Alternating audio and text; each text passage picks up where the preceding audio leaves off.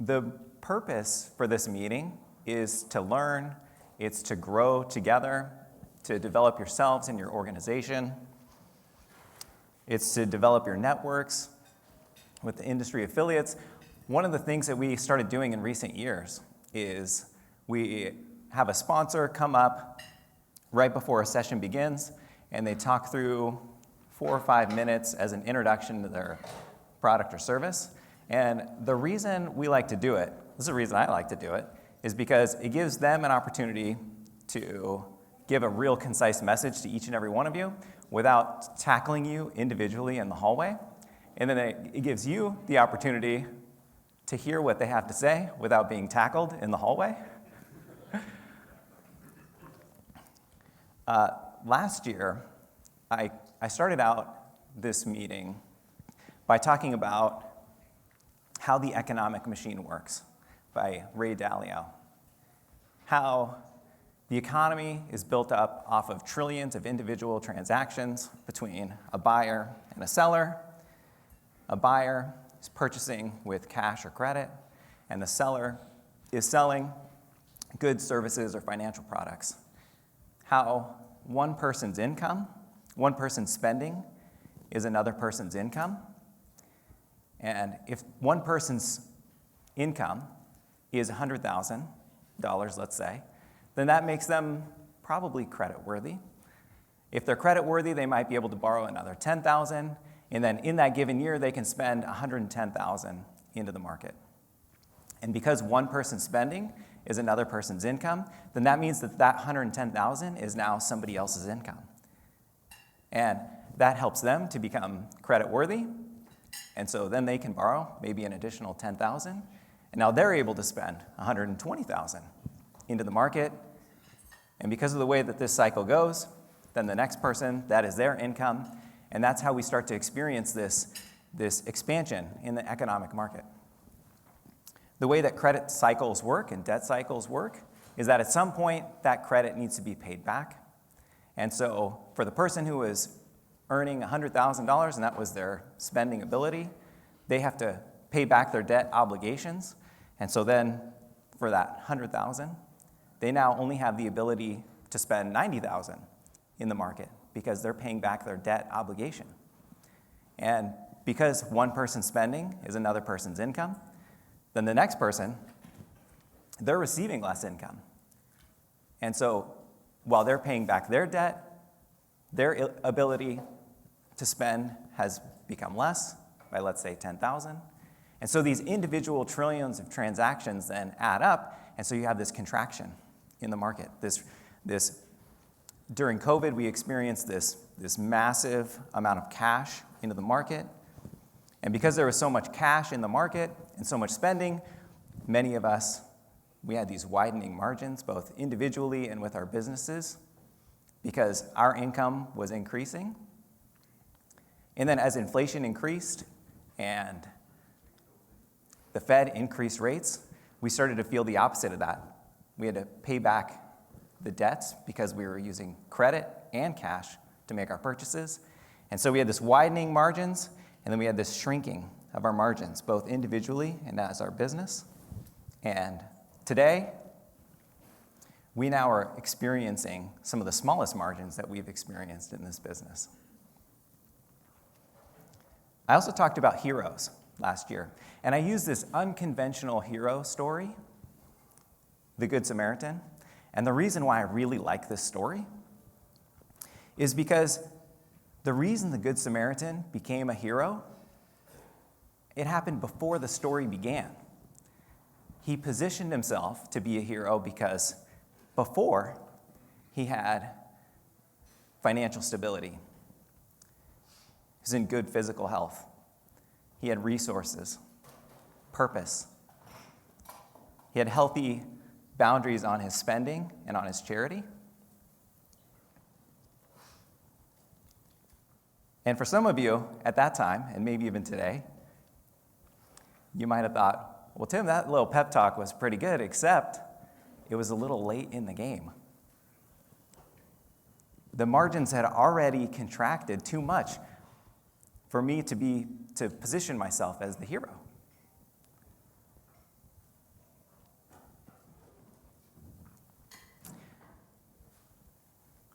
For some of us, the rate at which the Fed had increased the rates, the speed, was too much for us to adjust to. For some of us, the inflated vehicle prices that we felt like we had to continue to pay to stay in business are now a wave of repossessions and charge-offs that maybe we don't feel like we have the cash and processes to be able to manage. For some of us, the supply chain constraints choked our reconditioning centers, and we haven't been able to fully recover from that yet. For some of us, our lender didn't increase our line like they had before because we weren't hitting our covenants. For some of us, team member morale is at an all-time low, while employee attrition is at an all-time high. And for some of us, one or more of those things were too overwhelming for us to actually get activated and make the changes we needed to adapt to the forces around us.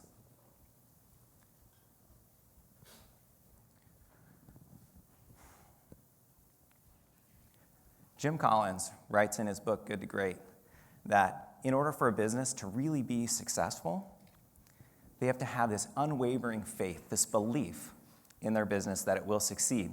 But the second ingredient is that they have to be able to face the brutal facts in their business. Unwavering faith and belief while facing the brutal facts. So that's what I want to talk about today, is how can you have that unwavering faith while facing the brutal facts to then make the necessary changes to adapt to the forces around you. And I have one simple solution that can help you save or make tens or hundreds of thousands of dollars if you start to implement this simple formula. Now, to kick this off, we're going to talk about the flow of your organization.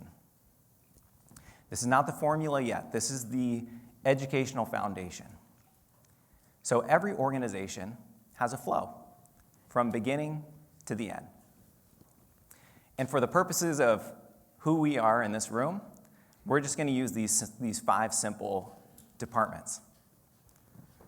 We're going to talk about inventory acquisition, how we're getting our inventory so that we can move it on throughout the next. We're going to pass the baton to our service and recon center, get those vehicles lot ready. Then we're going to pass the baton again to our sales team, who are going to move that metal off the curb, generate the contracts that are passed to our collections team. Our collections team are going to collect on those contracts and generate cash to funnel the business, funnel through the business. And then at some point, maybe those vehicles get paid off, or maybe through voluntary or involuntary repossessions, they come back to you, and you have to recover that collateral and then do something with it. Either send it to auction, some sort of remarketing efforts, put it back into your inventory and service center again. Now, the interesting thing about the flow of your organization is that there's a particular speed that's happening. And the speed is dictated by the slowest department. So if I buy 30 vehicles in my inventory, and I'm expecting to sell 30 vehicles in that month, then I have my 30 vehicles, I put them into my service and recon center, pass the baton. Well, because parts are hard to come by, I really can only push 25 of those through. Well, this is now the new speed of my organization. I can't do anything faster than these 25 vehicles. So it really doesn't matter that I bought 30, because 5 are just going to sit idle. Then I'm going to pass those lot-ready vehicles, those 25, to my sales team. And man, I have these 2 sales guys. They've been working for me for forever. They're pretty good. I've seen them crush it and do 60 in a month, but generally it's only like 20. Well, 20 is now the new speed of your organization. So it really doesn't matter that I bought 30, that I could push through 25 if I can only sell 20. Push it over to collections. Collections is a little bit different of an animal, because if you're generating accounts over time. You've built up a higher number of accounts, but at some point there's this homeostasis of what capacity of what you can handle. Maybe that's 250 accounts. Before you need to make any changes to that, pass it over to collateral recovery. You get those vehicles back, but the vehicles that you get back and you're putting back into inventory now starts this process all over again. So it's not just the speed, okay, starting to understand that. There's a rhythm that's happening. There's a cadence that's happening through the flow of your organization. And this cadence, this rhythm, is dictated by how things are handed off. So if I can do 20 vehicles through sales, but I'm trying to pass through all these other ones, how are those being handed off? Are they being handed off through solid communication throughout the organization? Are we doing weekly meetings with department heads so that they're understanding how things are being passed through? Do we have processes in place to where it's really clear what's happening from one department to the other? The other thing that's going on in the flow of your organization is cash. So the inventory that's coming in, that you're buying, that's a cost center for you. You're spending money on that. It's not generating you any revenue at this point. Money's going out, and if things are staying here, it's only costing you more money and more money on floor plan interest and fees, curtailments. Maybe the asset is depreciating in value. Kick it over to reconditioning. It's also a cost center. If you're doing in-house financing, this part of your business is a cost center. It's only costing you money to get these vehicles lot ready.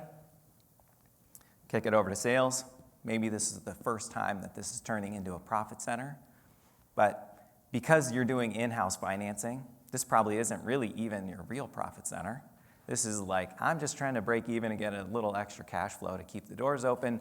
But really, you get over to collections, and this is your profit center. This is where the most cash is coming in to fuel your business, where you're going to make the most money. You're going to make or break. And you might say, well, yeah, all these other departments are really important because they're leading up to this, and you are exactly right.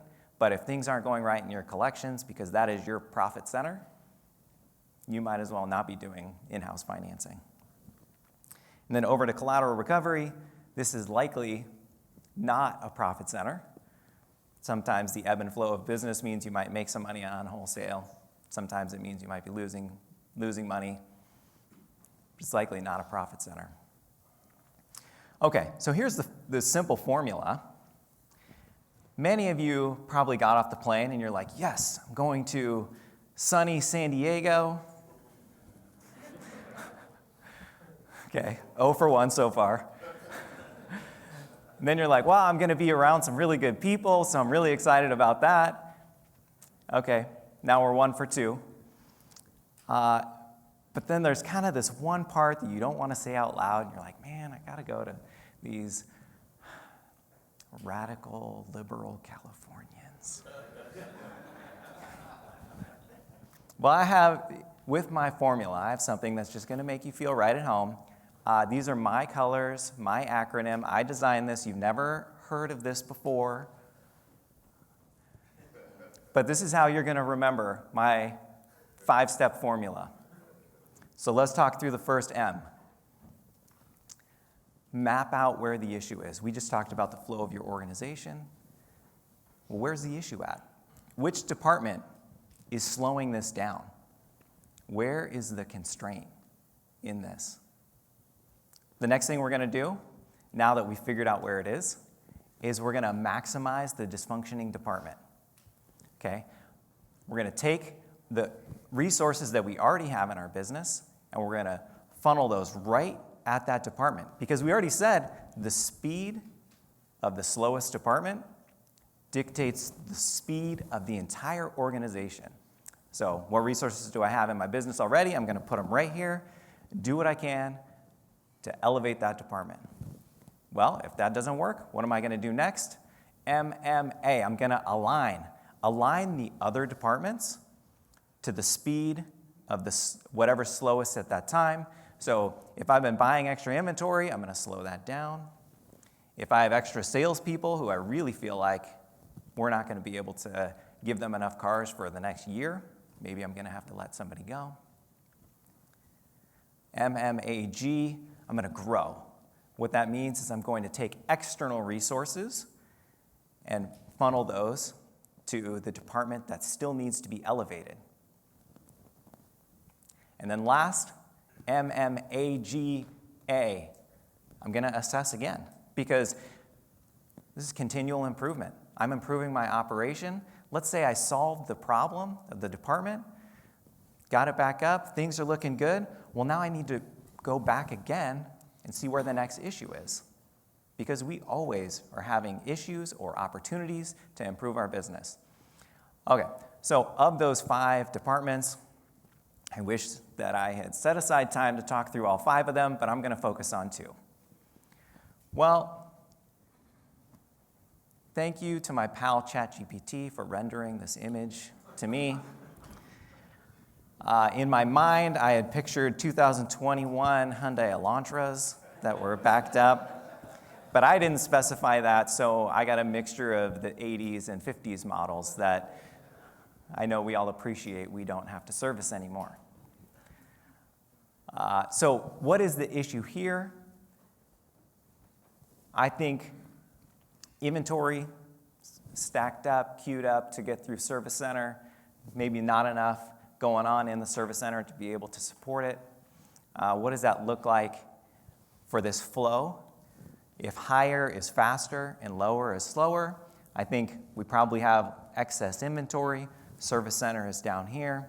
We'll say, I have salespeople to really sell all those vehicles, so got a little extra resources there, and then we'll just call collections and collateral recovery as fine. So what do I need to do? Let's use our acronym. Map out the issue. Okay. Service center, that's my issue. What's the next one? maximize the dysfunctioning department. Take my service center, I'm going to take the resources that I already have, and I'm going to funnel them at my service center. Well, what could I do? Let's think through this. Do I already have high visibility into that department? Are we actually measuring what we plan on putting out? Do people know what the objectives are in general? Can we reprioritize how we've been focusing on vehicles, where it's based off of the timing of the parts that we expect to come in and everything's queued up? Do I have any additional staff that are idle that can help cross-train, not to do any of the technical work, but maybe they can help move some cars and get them ready, or they can move them out of there to the next lot where they need to go? Okay, let's say that we made the changes we can, it still hasn't worked. What do we do next? It's a little too fast. MMA, align. We're going to slow down my buying. Inventory's high. There's no reason to keep buying inventory, even though I really want to, because I'm good at it. I am a good buyer. I get 2022 Wranglers 3000 back a book every time I look, and I want those because they fly off the shelf. I know a lot of you don't sell those. But it's hard. It's hard when you're looking and you see that, and then it confuses your salespeople because they're sitting there and they want those cars coming through, and then you have these recent vehicles that have come into your inventory, and they're like, well, I can sell that. I don't know if I can sell these other vehicles that we're waiting on. So then you start prioritizing in a way that's not helping your department, because now you're trying to push through the ones that are the easiest ones, and then you have these other ones, and it just all of a sudden gets really confusing. Okay, so now we've aligned. What's next? MMAG, because the alignment worked some but didn't solve the problem. G, grow. We got to add in external resources. What could that service center need? Well, maybe it could use some additional technicians. Maybe I need another service bay. Maybe I need to outsource a little bit more. You know, the most fascinating thing, as we just said, the speed of your organization is dictated on the slowest department. Technicians are so hard to find. We see this all the time. I do not want to pay $55 gazillion an hour for a technician. When pre-COVID, I used to pay $4.75, and they used to like it. But the funny thing is that if I take a step out of my business and take the emotions out of it, and it's the technicians that are holding up the whole part of my business that's keeping me from reaching my objectives, doing a simple cost-benefit analysis, it's probably worth it to pay those technicians the absurd amount of money that on principle I said I would never do. It's probably worth it. And we see this happen all the time in like NFL, where there's these different positions, and all of a sudden, just based off of what the market will demand, all of a sudden, cornerbacks are like getting paid this absurd amount of money, and GMs, they're just like, I didn't want to have to do it, but I'm going to do it. Because it's the most important thing that's keeping them from reaching their objectives. Okay, but what you want it to look like, maybe you don't, but nice, in order, queued up, got my resources inside, and because I listen to the Independent Dealer podcast, I now have these EV charging stations because Jeff Watson does. Is the issue in collections? I love this picture that ChatGPT rendered for me. This guy's in distress. He's got an 80s phone. But that's not the real reason that I like it. I mean, what is going on in the background? You got some old family pictures or mugshots. I don't even know. Some prison number in the top corner. What is going on here?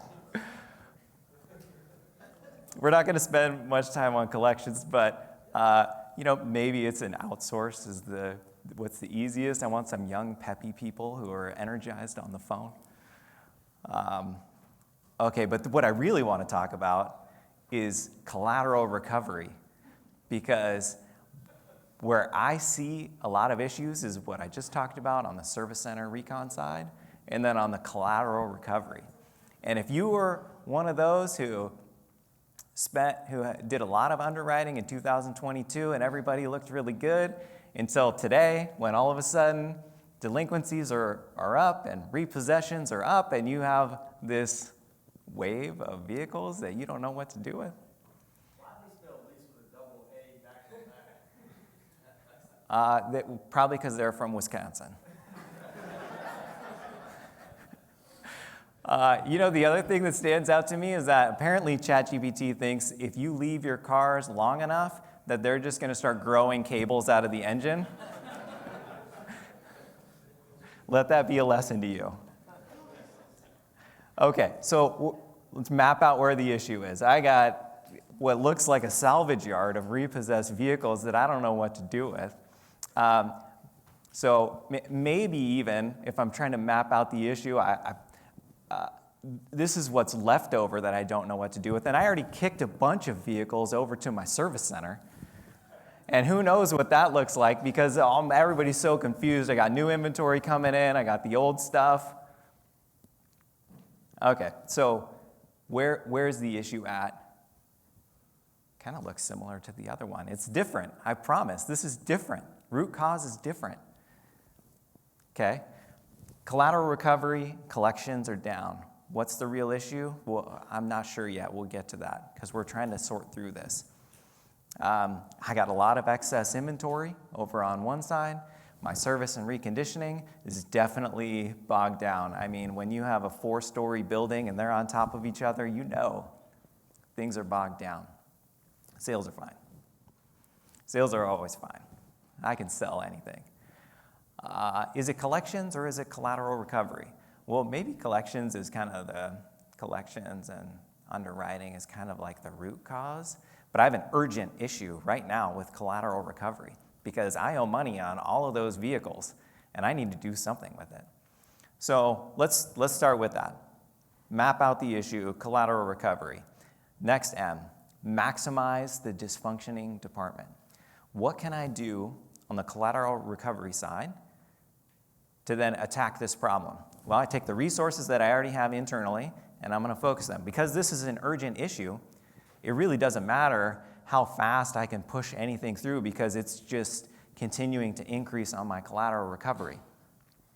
So why don't I, and I'm just going to start grabbing some ideas, and they're not always the right ideas to start with, but since this is just a scenario, maybe I'm going to create a little coalition that's going to target this crisis. I'm going to take my manager, I'm going to take one technician over a 2-week period, and then I'm going to take my peppy sales guy because he makes everybody laugh, and we're going to say over the next 2 weeks, we are going to prioritize every single vehicle in order. And the way that we're going to get that is by making this really simple spreadsheet.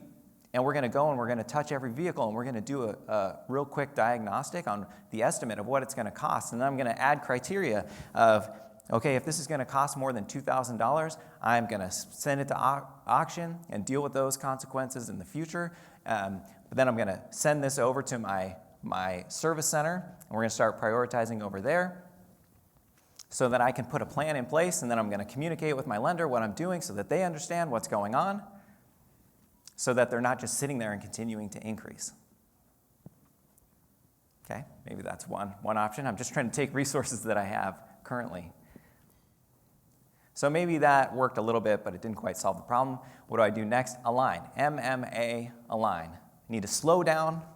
I need to stop buying cars right now, because that's not going to help anybody if everything's backlogged through the service center. And I know I really want to buy cars because I'm good at it, but I need to slow down on my car buying. Okay, slow down my car buying. Issue's still there. What do I do next? MMAG, grow. I need to add external resources to put towards collateral recovery. And since I'm adding external resources, I think now I can start to attack the root cause, which is collections. I think I can do these two things simultaneously. What are the external resources that I could do? Well, I think I'm going to have a dedicated person to collateral recovery, at least for the next year, because I expect that all the originations I did in 2022, they're going to continue to come in, and I didn't want to have to admit it, but I'm going to face the brutal facts that it was a bad year of underwriting. So I'm going to have a dedicated person who's always focused on this issue. Also going to add some collections people because delinquencies are up, repossessions are up, cash flow's down. And cash is fueling my business, so I need to make sure that I'm maximizing cash. Well, I wasn't really ever good at collections, so I'm going to outsource collections so that I can maximize that and I can focus my attention elsewhere. And I'm going to turn on that expensive module in my DMS that I never wanted to. It has to do with inventory management and service center reconditioning so that I can actually track the KPIs that I wanted to track the whole time, but I just never wanted to do it. What comes next? MMAGA, last A, the MAGA A, assess again. Go back again, look through, well, did I actually solve the problem that I wanted to solve, or do I need to go through this again? So, because what you really want is you want to be able to look like this. You want to be like, my collateral recovery is epic, collections are epic, and this is how we felt during 2021. Got to get back to that, widen those margins. Is that a younger you? I think it's younger and fitter. Geez, if I could wear a polo shirt like this guy. Just take it with Brett over here, the young Brett. That's right. That is good stuff. So we're here to improve our business, and it starts with us. It starts with you as the leader of your organization. And I just talked about at the beginning how unwavering faith in your business while simultaneously facing the brutal facts, that can be a hard thing to do. And the first thing to do is to really take a look at yourself. Okay, am I in the driver's seat? I have a clear vision that I've communicated throughout my organization. I have good team leaders in place. We understand the flow of our organization. We are passing the baton. We have a really good cadence. We understand the speed. We have set objectives. We meet weekly to make sure that we're tactically handling our strategic objectives. We meet monthly to make sure that we're taking a little bit step back. How it's comparing to our annual plan. We meet quarterly to make sure that we're really attacking those quarterly goals, and then we set an annual plan. Maybe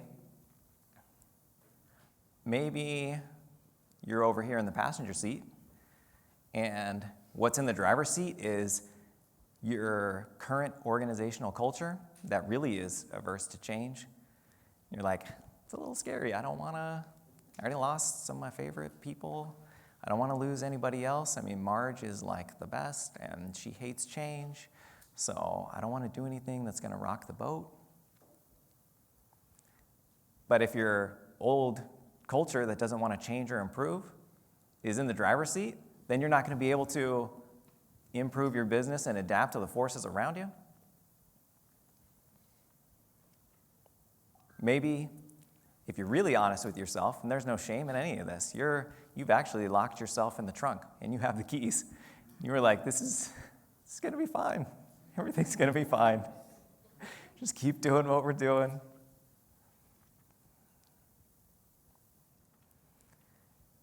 The cool thing is that we're here together and we can start tackling this stuff together. You have your V8 groups, your 20 groups, consultants, industry affiliates who are all happy to help with this stuff. And forgot to silence my own phone. Or maybe you're brave enough to start trying some new insightful tools like ChatGPT. I know about 65% of you just rolled your eyes. ChatGPT. It's not going to do anything. Well, ChatGPT, for instance, it's not going to solve your problems. But if you use it accurately, it might be a great strategic tool, especially when you're trying to figure out, how do I implement change? How do I get unstuck? And maybe you haven't used it that much, but the key in using it is in the actual prompts. Here's an example of a prompt that you might have never, ever considered that could change the way that you look at your business. It helps you take a step out of your business so that you're not in it and you can make the strategic changes that you need. How about this? I am the owner of an independent auto dealer with an in-house financing product of Lease Here, Pay Here. I have 250 accounts and a service center. I am struggling for cash right now, or the business is struggling for cash right now. I have an increase in repossessions. Collections are down. Interview me one question at a time to help me determine where some of the root causes are that I can change. And when you've determined you have enough information, provide me with 3 obvious and 3 non-obvious recommendations. Enter. That's totally different than, I think, we typically are used to using tools like that. Like, what is the medical condition when I have a rash on my left arm, and what else could it be? It's not the same as Google. It's something that you can use as a leader to drive your business in a way that you've never thought is possible before. And recognize that in that prompt that I gave, there was no sensitive information in there. Maybe the number of accounts that you probably have told every other person that you met at a conference along the way. Maybe no customer information in there. So, back to what am I going to do now? So we have the choice. How do I get into the driver's seat?